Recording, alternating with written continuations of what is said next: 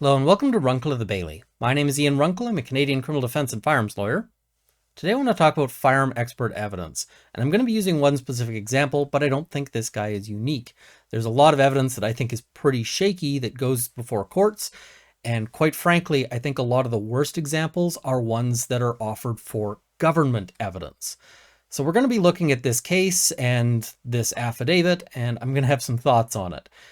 This is the case of Rocky Mountain Gun Owners and National Association for Gun Rights and various others against the town of Superior, the city of Louisville, Colorado, city of Boulder, Colorado, and the Board of County Commissioners of Boulder County. Now, what's happened in this case is that they've passed a bunch of gun ban laws, and this is being challenged in court. So this is an affidavit in support of the government's position that these restrictions are justified. So let's have a look at this one a little further. We're going to start off just with the declaration, and this is the declaration of James Yergliadis. I hope I'm pronouncing that right. So it says, Attachment A is a true and accurate copy of my expert report in the above captioned matter. It contains the opinions to which I would testify if called upon as a witness in the above captioned matter, and I declare under penalty of perjury that it is true and correct to the best of my knowledge. I don't know if I would have put that declaration on. You can decide as we go. This would have been a Scotch video, except that I'm also going to be doing a little show and tell with firearms just to demonstrate, and we're not combining the two of those things. All right, so it starts off and he talks about his expertise and the basis for expertise. Why should the court listen to this guy? And he says, I am currently self-employed as a legal and forensic consultant providing firearms-related technical and public policy consulting, forensic case reviews, and testing and training services to corporations, legal counsel, and the public sector. During my previous 26-year career as a federal law enforcement officer, I've been recognized and testified as an expert witness in numerous local, state, and federal courts. So that would have been pretty much entirely or completely entirely for the government that he's testifying here. I've toured numerous firearm and ammunition manufacturers' facilities, both in the United States and overseas. I maintain a personal library of firearms and ammunition-related books and periodicals, and maintain contact with other recognized experts in the field. I wonder how many of them were also from the ATF background. So my final assignment in government service was as Senior Special Agent and Program Manager for Forensic Services for the Bureau of Alcohol, Tobacco, Firearms, and Explosives, the ATF. U.S. Department of Justice, a position I've held for 9 years. During that time, I was responsible for all Bureau firearm and forensic firearms-related training and research at the ATF National Laboratory Center in Annandale, Maryland. So this is a guy who makes his living doing testimony and doing consulting and basically just being an expert, right? That's what he does. So I want you to keep in mind that, he says that he's testified as an expert in a variety of courts over the years. That means that there might be people in jail right now based on his testimony. And we're going to have some thoughts on that as we go. All right, so there's some other details here, and he notes that he's being compensated at the rate of $400 per hour for my work and $1,600 for my travel plus workday. And I'm just going to note, they'll always put this in here, and the reason why is because it's always going to be asked about. If you're cross-examining an expert, one of the first questions, or one of the questions you're definitely going to ask them is, how much are you getting paid? Now, experts, of course, are going to get paid. No one works for free, and especially, experts don't work for free. This isn't a charity, but we're gonna decide if this is really worth $400 per hour. So, summary of my opinions. As discussed in this report, many of the firearms covered by the ordinances directly trace their origins to weapons developed for use in military combat. As such, these weapons were never initially intended for general distribution to the public or sale in the civilian market. Now, this is a really interesting thing he's pulling here. He's saying that because they were developed for use in military combat, that they're not suitable for the public. And this is BS. And the reason why it's BS is because military technology, at least in terms of small arms, rifles, handguns, etc., trades back and forth with the civilian market. But the origin of something is pretty irrelevant. And the example I'm going to give is this. I just picked this up fairly recently. I haven't even gotten a chance to shoot it yet, but this is a blunderbuss. It's a replica blunderbuss. It is 69 caliber, and it's a flintlock. Now, flintlocks are not typically the sort of firearm that people think of as a serious risk to society, because to load a flintlock is a fairly involved process. You're gonna, need your ramrod. You're going to, pour powder in from measuring devices. You're gonna have to tamp it all down. This is a fairly involved process, and then firing it involves striking this, and this is actually, it's a flintlock because this is literal flint and steel is how this is operating, and then that will generate a spark which causes it to fire, and that's the whole process. Now, this is going to be slow to fire. It's going to be very slow to reload, but you can trace its origins to a weapon developed for use in military combat.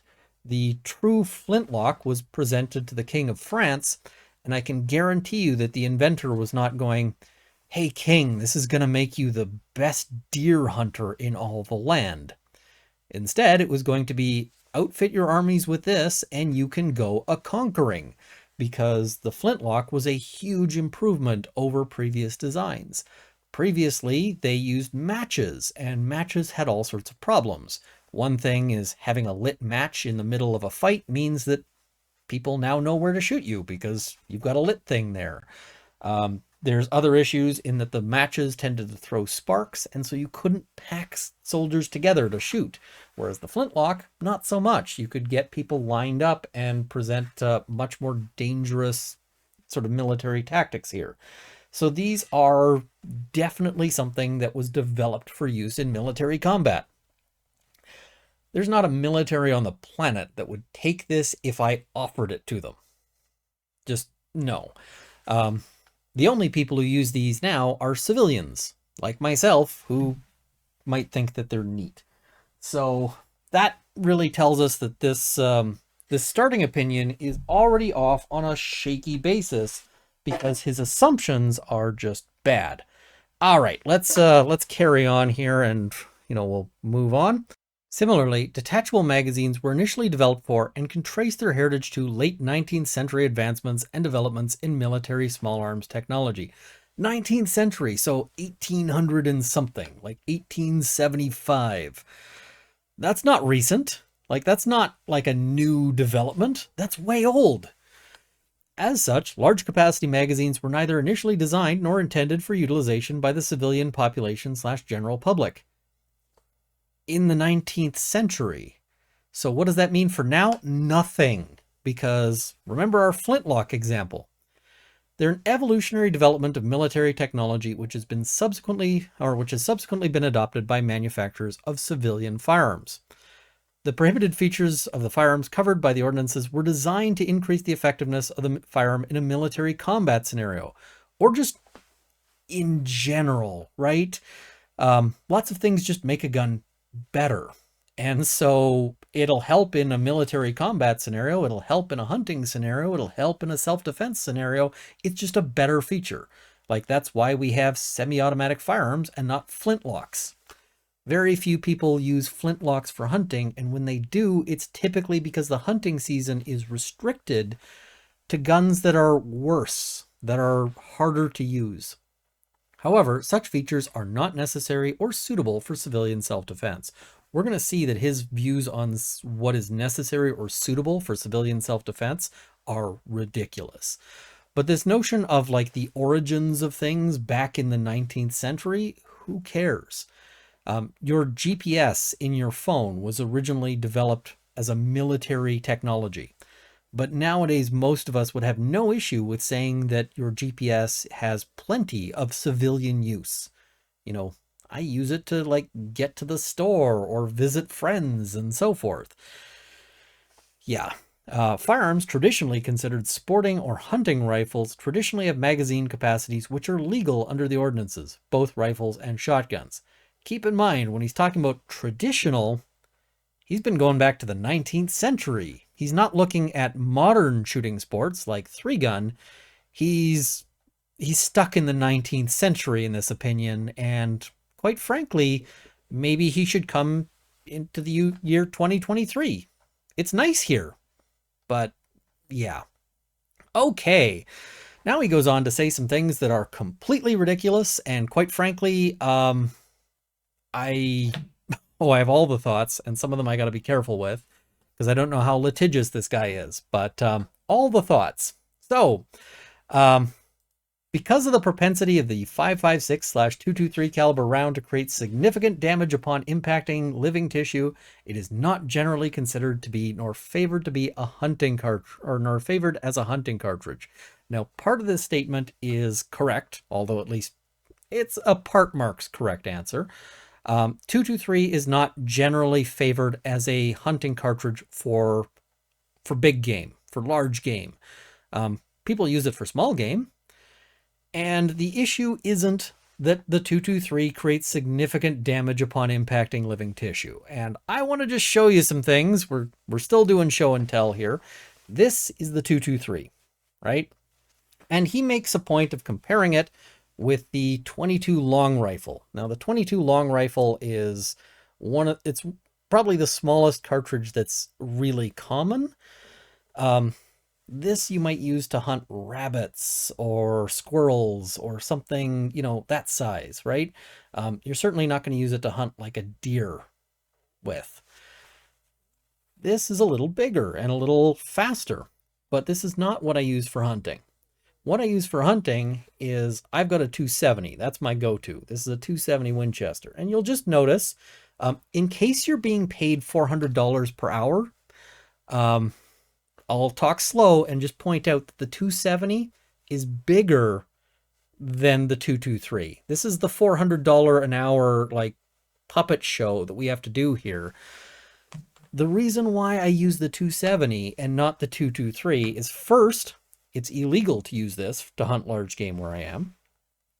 And the reason why it's illegal is because it's considered unethical. It doesn't do enough damage upon impacting living tissue. It's much more likely to leave an animal injured but not killed, whereas this does more damage, and thus I prefer it because I want to hunt ethically and have the animal die when I shoot it and not have it suffer for a long period.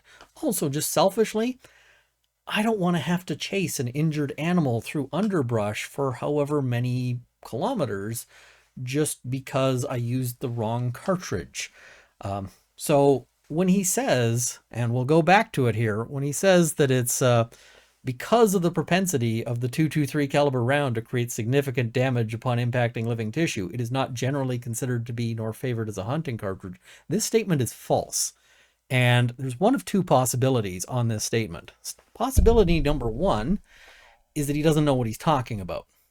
That's a possibility. Possibility number two is that he does know what he's talking about and just has a very casual relationship with the truth. Where he sends a text message late at night and goes, "You up?" And she leaves him on red. That's kind of the relationship he seems to have with the truth on this one, assuming he's not completely ignorant. Okay, moving along. He goes and talks a whole bunch about firearm history. A fair bit of that is correct, and we're just not going to go over it. We're going to skip ahead to his thoughts on self-defense, because he's got a bunch of thoughts on self-defense, and I got thoughts about his thoughts. So, yeah. Okay, assault weapons and self-defense. Now, keep in mind, when he's talking about assault weapons, he's looking both at the AR-15, but also at semi-auto handguns that have magazines with more than 10 rounds. Also with features like a magazine that doesn't fit into the grip, but instead fits ahead. All sorts of features. Or if they're just too heavy. If it's too heavy, that's a problem for him. So, it is my opinion that assault weapons, as defined by the ordinances, are a poor choice for civilian self-defense. Okay, let's see the basis for that opinion. I've been asked on numerous occasions over the past 35 years what firearm I would recommend for personal or home defense. My recommendation is based upon my inquiry in return regarding the individuals and their family members' personal experience and comfort level with firearms. So, what gun you choose for self-defense is highly individualized because you might have different requirements. And so this suggests a wide range of things should be legal, but that's not where he goes with this. Also, if you are one of these people who asked him for a recommendation, I recommend you ask somebody else for a recommendation. He says, in over 25 years, I've never recommended an AR, AK, or other similar rifle or assault pistol as a personal defense or home defense weapon. Now, lots of people who do have experience and maybe experience not being an ATF agent do recommend particularly the AR, but also semi-auto handguns with large magazines are a common recommendation. Home defense and/or self-defense, including street and commercial robbery situations, are rarely, if ever, lengthy shootouts at long range with extensive exchanges of gunfire. Now, I just want you to note how many provisos he added here. Lengthy shootouts, 1 proviso. At long ranges, 2. With extensive exchanges of gunfire. And, I mean, all of these separate things happen, but when you start combining them, it's like, what is your odds of meeting, you know, a white guy on the street? Pretty good. A white guy wearing a brown hat? Less so. A white guy wearing a brown hat and a blue jacket and red shoes. Okay, now we're getting really specific, and I probably won't meet anybody like that today. The more provisos you add, the less common it is, and that's a game he's playing here. Sometimes they do, in fact, involve extensive exchanges of gunfire, or they may occur at long ranges. It's just when you add all of those things together, you get it to be much more rare. Assault weapons, as defined by the ordinances, were designed to be effective at battlefield ranges of up to 500 yards. That doesn't mean that they're not effective at other ranges, though. The typical muzzle velocity of a .223 caliber bullet is 3,200 feet per second. Projectiles traveling at velocities found in these weapons pose a serious risk of overpenetration in most home construction materials, such as gypsum board, sheetrock, and typical 2x4 lumber. When this cartridge was designed for the AR-15 M16, it was intended to kill or incapacitate enemy combatants at distances of hundreds of yards, not dozens of feet. Again, it also works at dozens of feet. Now, what is the overpenetration issue? Well, the idea of if you shoot and it hits a wall, or it hits the person and then hits a wall, is it going to go through and maybe injure somebody on the other side of that wall? And this is something to think about, right? But the problem is he's just going to look at the data for one particular firearm, and he should really actually look at more than one because it'll make his point ridiculous if he were to. So, in August 2014, the NRA's American Rifleman published an article by Stanton Wormley, that's quite the name, titled The AR-15 for Home Defense Penetration Tests. Wormley conducted penetration tests on 9 different types of .223 or .556 ammunition by firing them through simulated wall sections constructed of gypsum board or sheetrock and wooden 2x4 studs. When fired at 90-degree angles to the wall, all 9 types of ammunition, including frangible rounds, those are ones that break apart, designed to disintegrate when hitting a hard surface, easily penetrated the wall sections as well as the water jugs placed 3 feet behind them.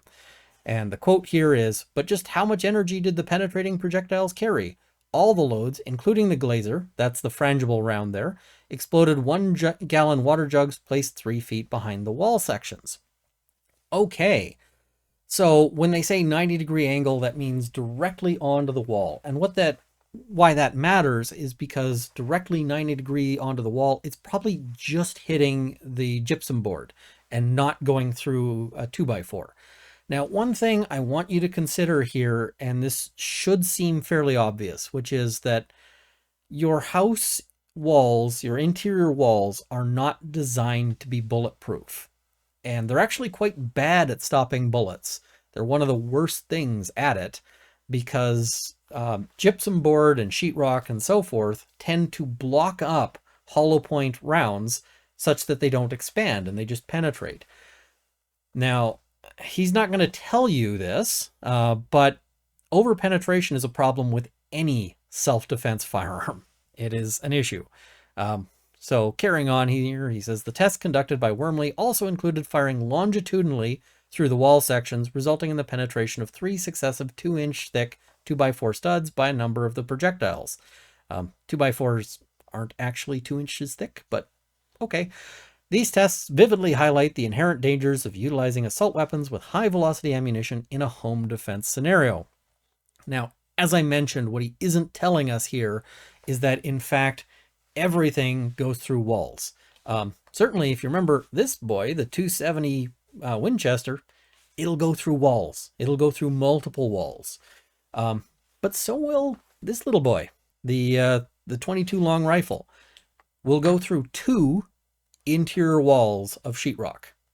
No problem. Any cartridge that you might use for self-defense will go through walls. It is very important that you be aware of what is your target, what's around it, and also what's behind those things. And that you not fire the gun unless it's a life or death scenario, because there is a possibility of overpenetration. So, but he only ever actually talks about the AR-15, and the reason why is because when he recommends all these other guns, what he'd have to actually mention is that, oh yeah, in tests, they go through walls too. He says, oh, they overpenetrate less, but that doesn't mean none. And it certainly doesn't mean that it's safe to shoot this at a wall if there's people in the next room, for example. All right. During a stressful situation such as a home invasion or break-in, there may be multiple steps required by the operator to bring the weapon from a safe condition to a firing condition. Manipulation of a charging handle, safety switch, or inserting a magazine may be difficult to accomplish under stress, particularly if the operator is not adequately trained or practiced with the firearm. Other family members may not be familiar with bringing the weapon to a firing condition or fail to complete adequate steps to do so under duress. So what he's saying is guns are hard, folks, and it's really difficult to get one, into a place where you can fire it because they're just so difficult. And we're assuming that you are a complete novice who's looking at a gun going, what is this strange machine? I have never seen one of these, or even seen one of these operated in a movie. I don't know how this thing works. Well, let's consider, because he considers, a handgun, a semi-auto handgun with a large capacity magazine to be too difficult. Let's consider the steps required for that. So, step 1, magazine goes in. Step 2, good to go. And now, if you didn't know where to operate the slide release, if you also just pull back on the slide like you've seen in every single action movie ever, then it's good to go. Now, he makes big noise about the safety switch. Well, this is a SIG P226. It has no safety. There are lots of semi-auto handguns that have no manual safety. And further, even if you have one that does have a mechanical safety, you can just leave the safety off. And in fact, if you were to leave this gun in a loaded state, then all that would be required is to pick it up and fire. That's not a safe thing to do or a great thing to do if you've got kids around, but if you don't, then it works. So, yeah. But he's saying you're so naive to firearms that you can't even do that. Well, again, you could do all of those things with an AR. Like, you could leave the AR loaded, or you could have it that all you need to do is just hit the release and it's good to go, or all you need to do is flick the safety on it and it's good to go. Like, I don't get this at all. All right, now he's going to go on with his next argument, and he uses a lot on this argument. It also requires 2 hands to aim and fire. In a home defense scenario, a homeowner would likely be attempting to call 911 while addressing the intruder, which is difficult, if not impossible, while wielding their AR-15 effectively and safely. I can tell you, if I'm in a home defense scenario and I am defending myself against an attacking intruder, there is no circumstance where I am still attempting to call 911. Like, I am throwing the phone away if necessary in order to focus on the handgun. Because, are you really going to be sitting there, and you've got an intruder who's attacking you, and you're like, hold on, let me unlock my phone here and also dial. Like, no. I can tell you, I have some practice with handguns. I'm not by any stretch, John Wick or, whatever. I'm going to have both hands on my handgun. I'm going to be like, that's how we're operating this. We're not doing this one-handed.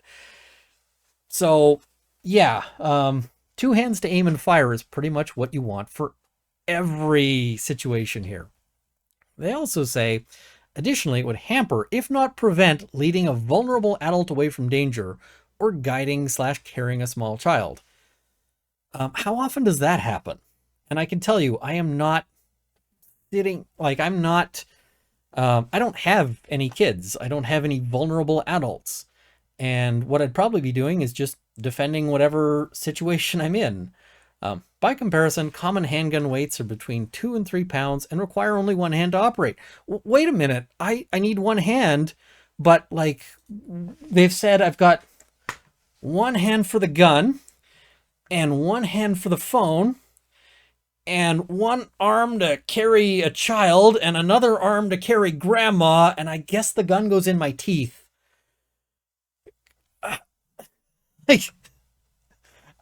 I don't get this here. I mean, sure, it might be great to be able to have one hand, but I can tell you when you're using a long gun, if you need to do something else in one hand, um, most people who have some practice can sort of manage to manipulate things. All right. While employed as a special agent with the ATF, the agency transitioned to an AR-type rifle in the early 2000s. Each agent was required to attend and successfully complete a 1-week/40-hour transition training class in order to familiarize themselves and qualify with the firearm. I can tell you, that's not a lot. The training included repetitive live fire drills under stressful conditions. And although it's not a lot, it's more than the I don't know what a gun is that he was saying is our, consideration here. Additionally, we were required to requalify with these firearms quarterly and repeat the same drills as during the initial transition training. Nonetheless, I witnessed agents make errors that resulted in a failure of the weapon to fire during those drills, even though those agents had performed the drills repeatedly under stress. Well, again, there is no firearm that just magically operates itself, and there's various situations that can create a fail to fire situation or whatever else. It is good that people practice, and yeah. Now, these are ATF agents that he's saying have failed to fire. Now, maybe part of the problem is they were probably using targets that look like this. I bet they would have had no problems if they used targets that look like this. Just, saying. All right. Assault pistols are also poor choices for home defense or personal protection. Due to their weight and length, many assault pistols prohibited by the ordinances require two hands to effectively aim and shoot. Okay, so he says two hands is no good. You can't use two hands, right? And I don't agree with his rationale, but that's what he's saying. Certainly, the same can be said for a rifle. In a home defense situation, an individual may be required to use one hand to call 911 while attempting to operate a two-handed firearm with just one hand. Well, any of the firearms that you might prefer to shoot with one hand, which is like all handguns, because I prefer to shoot a handgun with two hands. But you can still shoot them one-handed, right? That is available as an option. And again, I'm not calling 911 while I'm trying to, return fire or shoot somebody who's attacking me with a knife. It's just not happening. Such a situation would also preclude the homeowner from utilizing their non-gun hand to pick up or guide a small child or an elderly or disabled individual during such an event. Now, I'm just saying, I don't actually have any kids and I don't have any elderly or disabled individuals. So if I'm trying to pick up a small child, I'm probably the problem. Additionally, I am not of the opinion that an abundance of ammunition is a substitute for weapons familiarization and shot placement. Wait a second. My dude. Dude.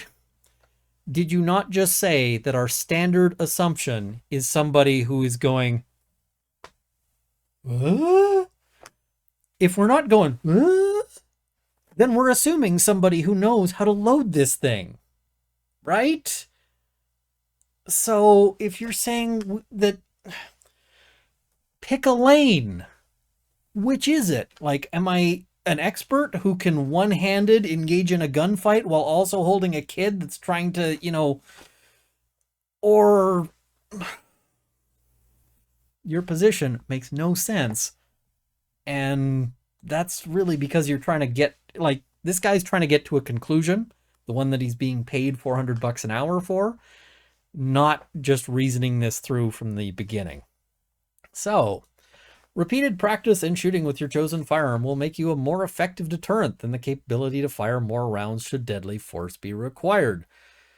You know what actually works even better? Having both of those things. Like, one thing helps, another thing helps. Both things together help a lot. Yay! So if the individual had a preference for shoulder-fired weapons, I thought you just said that we've got to be juggling a kid and grandma and a phone and a Slurpee and, like, so why are we now back to shoulder-fired weapons?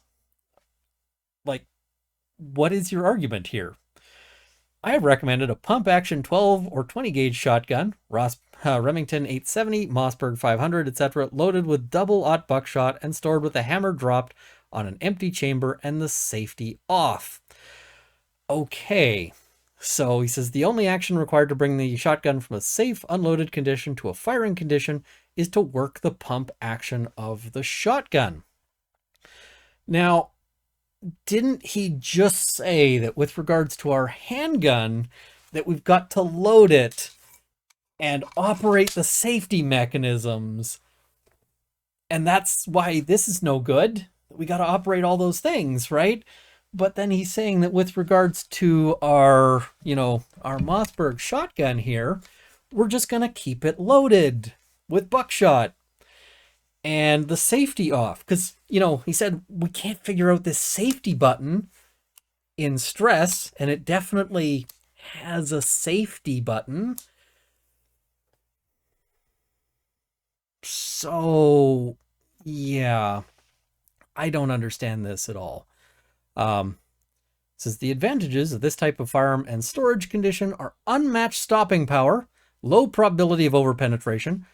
Again, in tests that I found, people were able to shoot this through a gelatin block that represents a person, and then still continuing on through that gelatin block through an interior wall, and then past that into a simulated exterior wall to leave the house.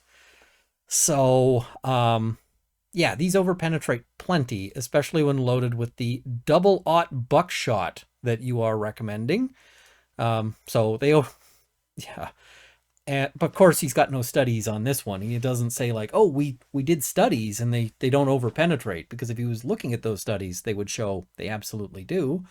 And zero manipulation of safety mechanisms required in high-stress situations, because you've turned them off, right? Because you've already disabled the safety mechanisms. The loading chambering process itself is an audible deterrent. Okay, but that applies to everything else. Like, somebody who hears me, loading my handgun is probably also audibly deterred. Training and familiarization with this type of firearm is simple and straightforward. Well, are we training or are we not training? I forget, because you change your mind every paragraph, my dude. And, when he's saying, oh, we're in this stressful situation, we're going to get things wrong. I mean, how hard would it be for somebody to go and flick the safety and flick it to the wrong position, right? Now, the other thing is that he's saying you store this loaded. Well, what happens if you got to reload it? It is actually substantially more difficult to reload, a pump action shotgun than it is to reload something else. You've got to know a bunch of things. I have screwed up reloading a pump action shotgun under stress.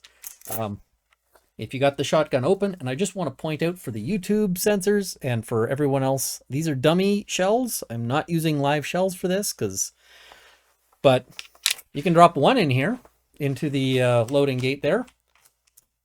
But if you drop a second one in there, that's going to screw things up. Can't do that. So you got to remember, only one there. And then that'll fire now if you pull the trigger. But then we're talking about, that's not fast. And I mean, if you have really practiced, you might be able to, dual load or quad load. Let's see if I can do it on camera. It's been a while. But, not very well. So dual load under stress, great. That's more difficult than reloading a handgun. Substantially more difficult, in fact. So, just kind of saying his shotgun recommendations go against everything that he said. Because, I'm supposed to be doing this and on my phone, and holding a kid and grandma. Like, didn't he just say that was the reasons why we couldn't do anything else? But now he's recommending the shotgun. I don't understand. It makes no sense. For a handgun, my first inclination is to recommend an 8-shot revolver. Most revolvers these days are 6-shot, but he's going to find us an 8-shot. In plus P caliber 38 Special or 357 Magnum, such as a Smith & Wesson Model 627, Taurus Model 608, etc., loaded with hollow point bullets. Note, hollow point is great for defensive purposes. It's not good for overpenetration because drywall has a real tendency to fill that hole in the hollow point and it'll just keep penetrating. As with my rationale for recommending a pump action shotgun, there are no complicated safety mechanisms to manipulate in a high stress situation. That's not true of every revolver, but it is true of the vast majority of them. And the probability of overpenetration is low. That is not true. It will overpenetrate 100% through an interior wall. In addition, it is easy to reload with a speed loader should more than 8 shots be required. Revolvers are also easier and less complicated for other family members to learn to operate, especially if they have less familiarity with firearms. All right, so we've got our revolver here. This is in 357. It's unloaded. So he's basically suggesting that I need to store this loaded, such that it's got no manual safety, so that if I'm storing it loaded, all it takes is somebody picking it up and doing that. And we're talking about a house where we've got kids and grandma with dementia that need to be wrangled every time there's a self-defense situation. Doesn't it make more sense to be able to store, say, this semi-automatic, which if you had one, you'd want to use a large capacity magazine. You can keep the magazine out. That's at least a step of safety. Now he says it's easy to reload with a speed loader. I can tell you it's a lot more difficult to reload with a speed loader than it is to reload with a magazine. You've got to actually, the magazine you just slide into the opening. With a speed loader, you've got to get lined up, and it can be fiddly. They can be fiddly and annoying. Certainly, there are people who can reload a revolver really fast. I'm not one of them. So it's considered more difficult to reload a revolver, period, including with speed loaders, than it is to reload a semi-auto handgun. The speed loader itself also has, operation steps for making it work. So, and we're back to, easier and less complicated for other family members to learn to operate, especially if they have less familiarity with firearms. So we're back to the complete idiot, right? We've gone from complete idiot to training to idiot to training faster than a swing set. So in terms of a carry handgun, I value concealability over ammunition capacity. Well, the good news is you don't have to choose. You can actually get both. But also what you value isn't what everyone else values. Different people are going to make different considerations based on their own personal needs and, shapes and sizes and all of those things. The advantage of concealed carry is protection without broadcasting the fact. True. Not a lot of true statements, but true. In a street robbery scenario, I believe the best course of action is to quickly extricate yourself from the kill zone and not engage in a protracted gunfight. And in fact, I would say that this is the wrong approach. In a street robbery scenario, typically the person who is running away is the robber. Especially if you've got kids and grandma and, your phone needs babysitting. Usually it's the robber that runs away when they see that they're trying to rob somebody who's got a handgun. Usually you're not doing like an extraction under gunfire. When I was employed as a special agent with ATF, our primary duty weapons were Sig Sauer P229 pistols in .40 caliber Smith & Wesson. We were also given the choice of a Sig Sauer P239 in .40 Smith & Wesson or a 5-shot Smith & Wesson Model 640 in .357 Magnum as a backup firearm. Now, okay, so we should be looking at what the ATF uses, right?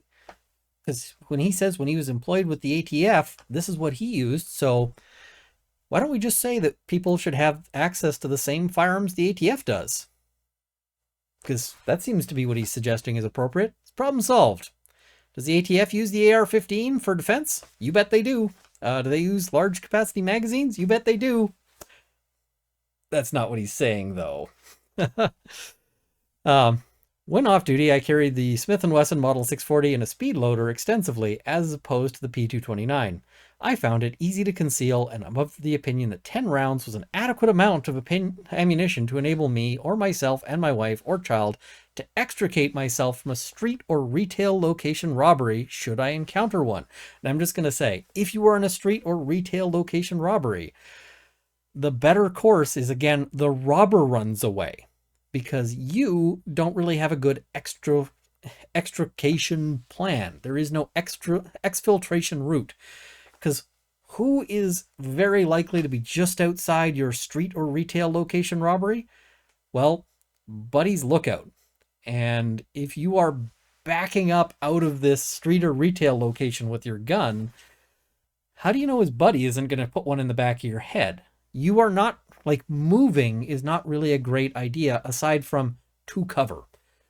Yeah, this, like, going through doorways in a life and death situation is actually a fairly risky behavior. Doorways are bad for all sorts of reasons that I can't really get into this, but doorways are a problem.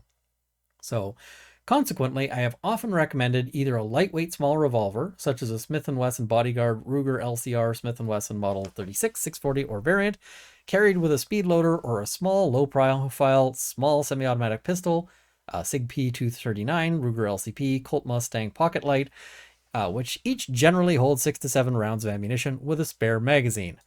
So those are his thoughts on self-defense, and I'm using the word thoughts generously here because he can't even keep his fundamental premises under wraps. Oh, the other thing about, like, backing up out of a supermarket with a gun, let's say you're in a liquor store and somebody's robbed the place. The clerk has probably hit the emergency, like the silent alarm. And so now you're backing out with your revolver and you go through the door, and the police are going to see you coming out of that place with a revolver, and they might be real jumpy. Staying put's a better move, right? It's just, yeah. Also, not all revolvers are super easy to operate, because he said, you know, oh yeah, we're going to get a revolver because it's super easy to operate. Well, we got this thing. You know, this is a single action army clone in 45 Long Colt. This is the same kind of firearm that was used by Alec Baldwin on the scene of Rust. So if you want to load this thing, the cylinder doesn't swing out on this, like you saw that on the other revolver. Instead, got this little loading gate, little opening that you can snap open, snap closed. All right, now in order to do that, you have to get the cylinders to line up, and it doesn't, you can't spin it when the hammer's down. If you put it to quarter cock, it still doesn't spin. If you put it to full cock, doesn't spin, because that would be bad. In fact, you have to get it specifically to half cock, and then at that point it rotates and allows you to line up those cylinders with the loading gate. And then you got to feed in cartridges one at a time. So you feed one in, turn. Feed one in, turn. Feed one in, turn. And when you're unloading, you've got to use this little slidey thing, which sticks out a little arm to push out the cartridge, or the empty casing, or a cartridge if you haven't fired it. So, you know, this notion that revolvers are universally more simple. The other thing is, if you get a jam with that thing, you're not going to be able to fix it. Or if you get a jam with this thing, you're not going to be able to fix it in the moment. But there's a lot of malfunctions that you can fix in the moment with a semi-auto handgun. I consider them to be the better choice overall. But hey, I haven't been at the ATF for however long. Anyway, those are kind of my thoughts. I have some real issues with this kind of testimony, and quite frankly, you know, at least one portion of that is straight up false. You know, when he says that the reason why, you know, you don't want to use the 223 is because it causes too much damage, you know, that's just straight up false. And that could lead a court to be misled. Yeah. But he's swearing that is his opinion under penalty of perjury. Got some thoughts. All right, so thank you for watching. I hope you found this to be interesting or educational. Please like this video, share it with your friends, subscribe to see more content. I also want to thank my Patreon supporters at the $50 level, Canada's National Firearms Association, the CCFR, the Canadian Shooting Sports Association, and Lembas for the Elf.